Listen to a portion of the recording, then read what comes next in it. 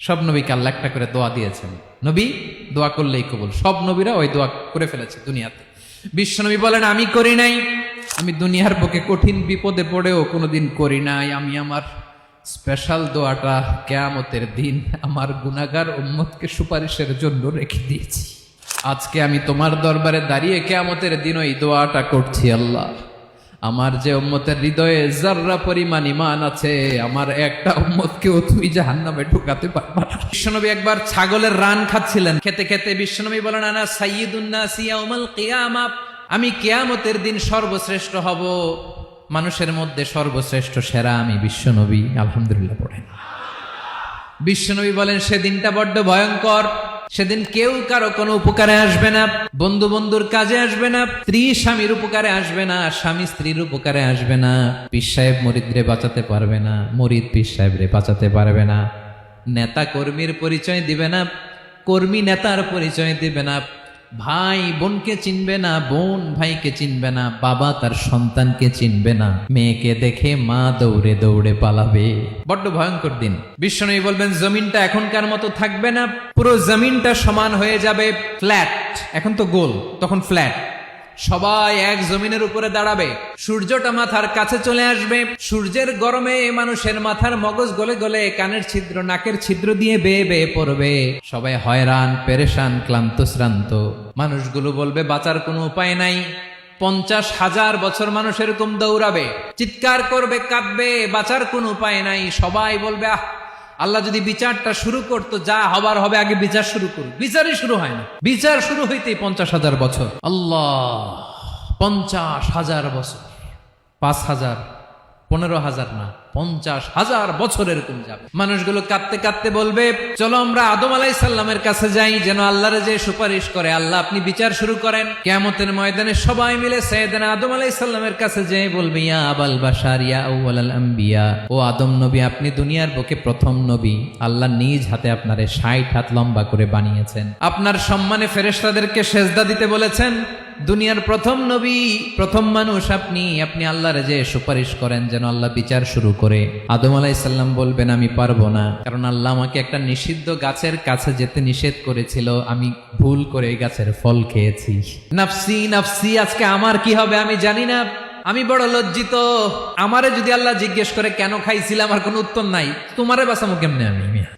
নবীরা থার করে কাঁপবে সেদিন। আদম আলাইহিস সালাম বলবেন আমি পারবো না, মাফ করো আমাকে, আমি পারবো না, ওই যে ভুল করে গন্ধম খেয়ে ফেলেছি, নিষিদ্ধ গাছের ফল খেয়ে ফেলেছে, আমি বড় লজ্জিত অনুতপ্ত, আমি পারবো না।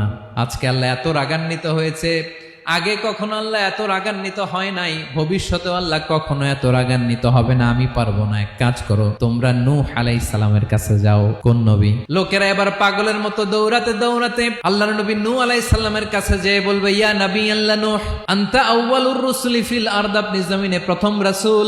আদম আলাইহিস সালাম নবী ছিলেন, রাসূল ছিলেন না, এই দুনিয়ার বুকে প্রথম রাসূল ছিলেন আল্লাহর নবী নূহ আলাইহিস সালাম। সবাই বলবে ও নবী আল্লাহ নূহ, রাসূল আল্লাহ নূহ, আল্লাহ আপনাকে আবদান শাকুরা, শুকর গুজার বান্দা বলে কোরআনে বলেছে। কোরআনে নূহ আলাইহিস সালামের নামেও সূরা আছে না নাই? আপনি আল্লাহর প্রিয় বান্দা, প্রিয় রাসূল। দেখেন আমাদের কি দশা, ঘামতে ঘামতে শেষ, জমিনটা তামার জমিন, সূর্যটা মাথার কাছে, কি করবো আর পারি না, ঘামতে ঘামতে আর কত ঘামবো, কত দাঁড়িয়ে থাকবো। আল্লাহরে যে বলেন বিচার যেন শুরু করে। নূহ আলাইহিস সালাম বলবেন আমিও পারবো না, আমিও পারবো না, আমি আমার ছেলের জন্য এক কথা বলে ভুল করে ফেলছি। যখন মহাপ্লাবন হবে আমি বললাম আল্লাহ আমার কলিজার টুকরা সন্তান রে বাঁচান। আল্লাহ বললেন ও নূহ, সে তোমার সন্তান না, কারণ সে ঈমান আনে নাই, সে পাহাড়ের উপর দাঁড়িয়েছে, দেখি কেমনে সে বাঁচে। ওই যে আমি একটা না বুঝে আবদার করেছি, আল্লাহ আমার উপর রেগে গিয়েছিলেন। আজকে আল্লাহ ওই ব্যাপারে যদি আমারে প্রশ্ন করে, আমার কোনো জবাব নাই, আমি পারবো না, মাফ করো। তোমরা সবাই মিলে আল্লাহর খালিল ইব্রাহিম আলাইহিস সালামের কাছে যাও। লোকগুলো পাগলের মতো খুঁজতে আরম্ভ করবে, অযুত লক্ষ নিযুত কোটি মানুষের ভিড়ে আল্লাহর খালিল ইব্রাহিমকে যেয়ে বলবে ইয়া খালিলুল্লাহ, ও আল্লাহর খালিল, আল্লাহ আপনাকে বড্ড ভালোবেসেছেন, আপনি কাবা বানিয়েছেন, আল্লাহ আপনাকে বড্ড পছন্দ করেন।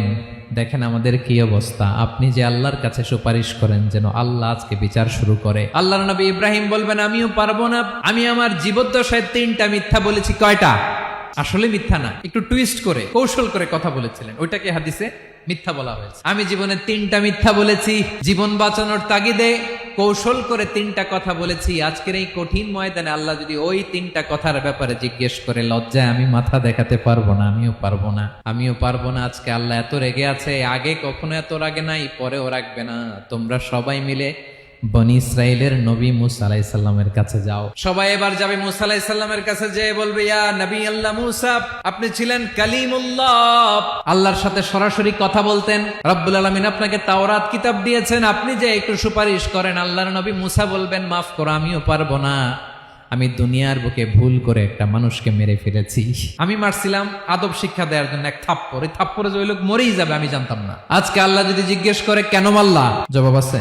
ওই লজ্জায় আমি অনুতপ্ত, আমি পারবো না, আমার এই কথা বলো না। আজকে আল্লাহ বড্ড রেগে আছে, আমি পারবো না। তোমরা আল্লাহর নবী ঈসা আলাইহিস সালামের কাছে যাও। কিয়ামতের ময়দানে মানুষগুলো পাগল পাড়া হয়ে আল্লাহর নবী ঈসা আলাইহিস সালামের কাছে যাবে, যে বলবে, নবী ঈসা আপনি রূহুল্লাহ, বাবা ছাড়া আল্লাহ আপনাকে বানিয়েছেন, ইনজিল কিতাব দিয়েছেন, মৃত মানুষকে আপনি জীবিত করতে পারতেন। আজকের এই কঠিন বিপদের দিনে আপনি আমাদের সাহায্য করেন। আল্লাহর কাছে যে বলেন যেন বিচার শুরু করে। ঈসা আলাইহিস সালাম বলবেন, আমিও পারবো না।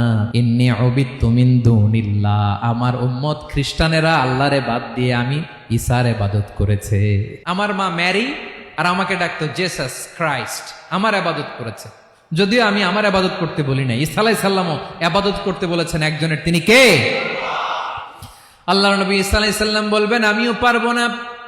আজকে আল্লাহ অনেক রেগে আছে, আমি পারবো না। তবে একটা পরামর্শ দিতে পারি, একটা সাজেশন দিতে পারি। আজকের দিনে এই কঠিন মুসিবতের কালে, এই কঠিন সময়ে কেউ আল্লাহর দরবারে দাঁড়িয়ে একটা টু শব্দ করার ক্ষমতা কারো নাই, একমাত্র আখিরি জামানার পয়গাম্বর বিশ্বনবী মুহাম্মাদুর রাসূলুল্লাহ ছাড়া।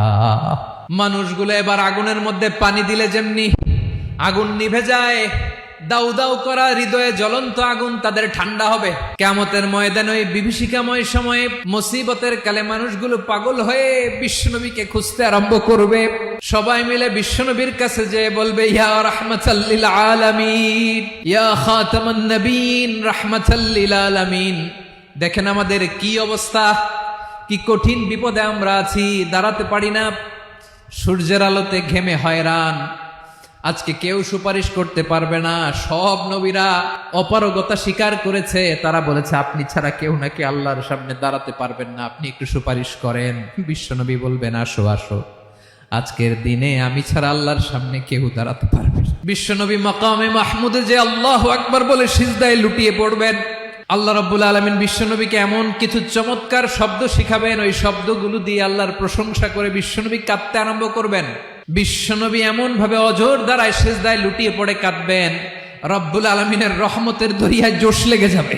রব্বুল আলামিন এই দৃশ্য থেকে সহ্য করতে পারবেন না। রব্বুল আলামিন বলবেন, ইয়া মুহাম্মদ ইরফা রাসাক, ও নবী আপনি মাথা তোলেন, মাথা তোলেন, আপনার কান্না আমি সহ্য করতে পারি না।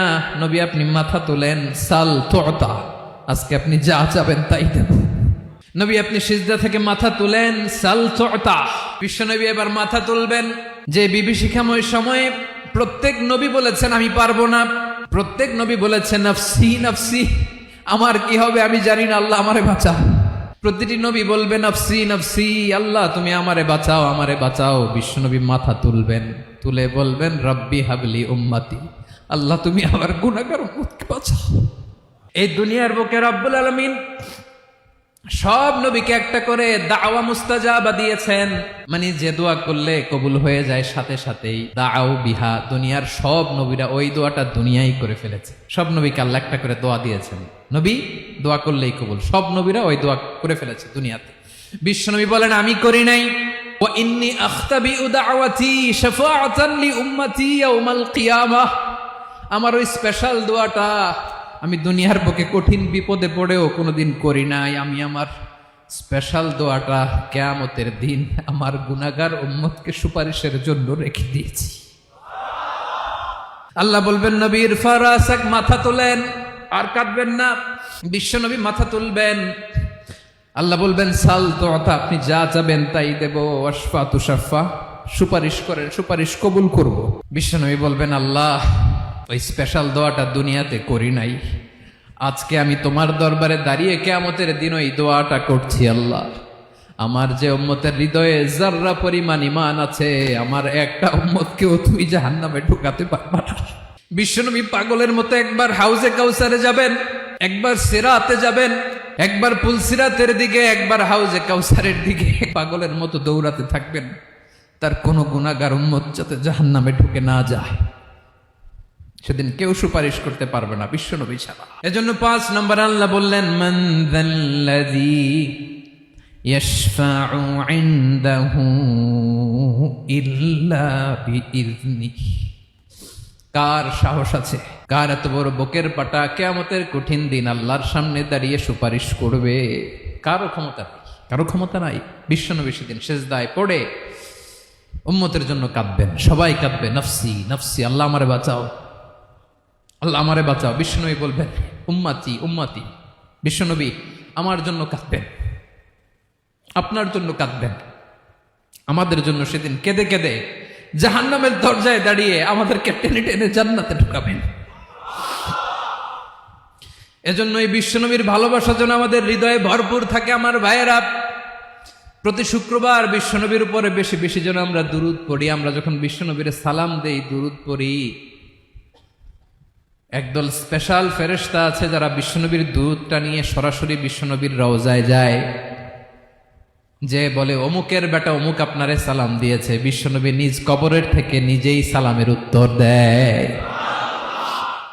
বিশ্বনবীর ভালোবাসা যেন আমাদের হৃদয়ে থাকে, বিশ্বনবীর সুন্নাহ দিয়ে যেন আমাদের জীবনটাকে সাজাই। পারা যাবে ইনশাআল্লাহ। বিশ্বনবীর ভালোবাসা ছাড়া কেউ জান্নাতে ঢুকতে পারবে? বিশ্বনবীর পক্ষে আমরা বলবো, বিশ্বনবীর পক্ষে আমরা লিখবো, বিশ্বনবীর জন্য আমরা আমাদের কলিজার রক্ত বিলিয়ে দিব, ঠিক কিনা বলেন? সেদিন বিশ্বনবী ছাড়া কেউ সুপারিশ করতে পারবে না।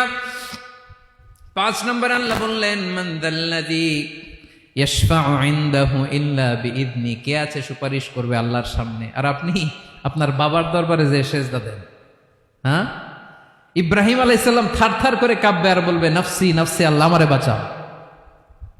মুসা আলাইহিস সালাম থারথার করে কাঁপবে, আল্লাহ নফসি নফসি, আমারে বাঁচাও। আর আপনি পীরের দরবারে যে সেজদা দেন, কোথায় আছেন আপনি? খবরদার, কেউ বাঁচাতে পারবে না। যাকে ইল্লা আল্লাহ যাকে অনুমতি দেন, বিশ্বনবীকে দিবেন, নবীদেরকে দিবেন, এরপরে আল্লাহ তার স্পেশাল ওয়ালিদেরকে, মুত্তাকিনদেরকে, শহীদদেরকে, সিলেক্টেড বান্দাদেরকে দিবেন। কিন্তু কাকে দিবেন, কার জন্য দিবেন, দুনিয়ার কেউ জানে না একজন ছাড়া, তিনি কে? আল্লাহর ওয়ালিদেরকে, নেককার লোকদেরকে আল্লাহ সুপারিশের অনুমতি দিবেন। কিন্তু আপনি যারে মানেন, যার পায়ে সেজদায় লুটিয়ে পড়ে থাকেন, তারে যে আল্লাহ দিবেন, এটার কোনো গ্যারান্টি আছে? কথা বলেন। এজন্য জপতে হবে একজনের নাম, আওয়াজ করে বলুন, তিনি কে?